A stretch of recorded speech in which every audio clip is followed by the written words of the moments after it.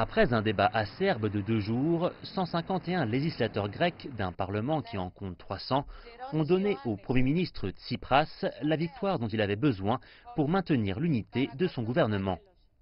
La victoire fut difficile. Le leader de gauche a remporté le scrutin avec le soutien d'une poignée de législateurs de l'opposition et a demandé plus d'une fois au Parlement de le soutenir.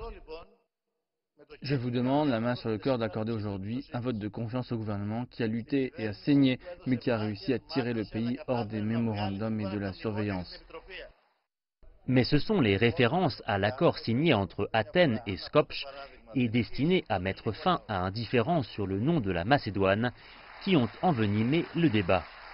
Les partis d'opposition ont dénoncé l'accord comme étant un abandon national, le leader du principal parti d'opposition le qualifiant de nationalement préjudiciable. Cette soirée rentrera dans l'histoire comme celle au cours de laquelle un gouvernement honteux a bénéficié d'un vote de confiance. Nous sommes obligés de voter contre ce gouvernement que nous avons nous-mêmes créé et que nous avons soutenu avec intégrité, clarté et responsabilité.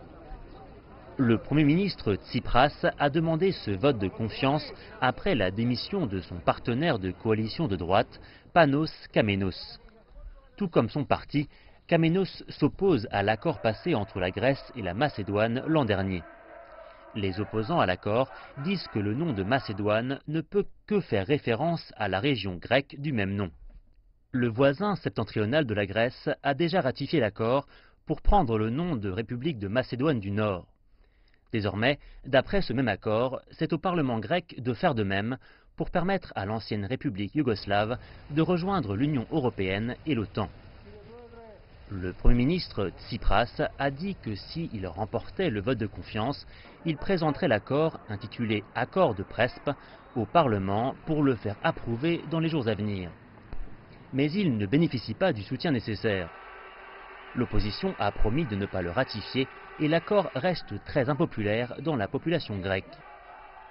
Il est prévu que des milliers de personnes venues de tout le pays protestent contre l'accord dimanche à Athènes. Les précédentes manifestations avaient rassemblé des centaines de milliers de personnes.